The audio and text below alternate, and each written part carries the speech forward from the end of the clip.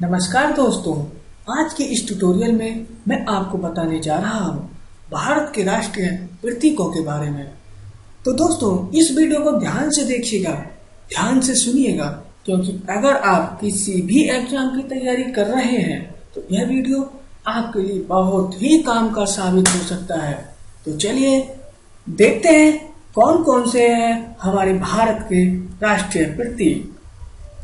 सबसे पहले, भारत के राष्ट्रीय ध्वज की लंबाई और चौड़ाई का अनुपात 3:2 है। भारत के राष्ट्रीय ध्वज की चौड़ाई और लंबाई का अनुपात 2:3 है। भारत के राष्ट्रीय ध्वज के मध्य में बने धर्म चक्र का रंग गहरा नीला होता है। भारत के राष्ट्रीय ध्वज के चक्र में 24 तिलियां होती हैं।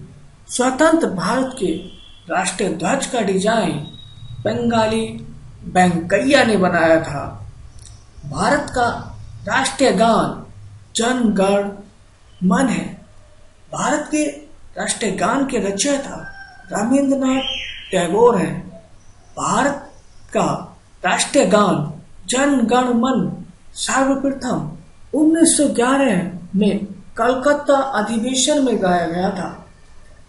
भारत के राष्ट्रीय गान को संपूर्ण रूप से गाने में 52 सेकंड का समय लगता है। भारत का राष्ट्रीय गीत वंदे मातरम है। भारत की राष्ट्रीय गीत के रचयिता बंकिम चंद्र चटर्जी हैं। भारत के राष्ट्रीय गीत के गायन की अवधि 65 सेकंड है। भारत का राष्ट्रीय गीत वंदे मातरम आनंद मठ से लिया गया है। भारत का राष्ट्रीय गीत वंदे मातरम सर्वप्रथम 1906 ईस्वी में गाया गया था। आकाशवाणी और दूरदर्शन के दैनिक कार्यक्रमों की शुरुआत राष्ट्रीय गीत से होती है। सारनाथ में स्थित राष्ट्रीय स्तंभ का शीर्ष भाग राष्ट्रीय प्रतीक के रूप में लिया गया है। भारत के राष्ट्रीय प्रतीक चिन्ह में 3 शेर दिखाई देते हैं।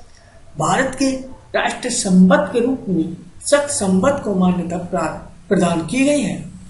शक संपद पर आधारित राष्ट्रीय पंचांग का प्रथम मास चैत्र होता है।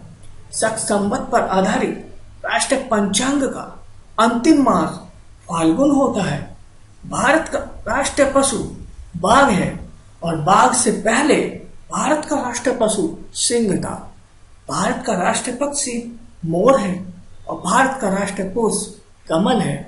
भारत का राष्ट्रीय पेड़ बरगद है और भारत की राष्ट्रीय नदी गंगा नदी है। भारत का राष्ट्रीय फल आम है और भारत का राष्ट्रीय खेल हॉकी है।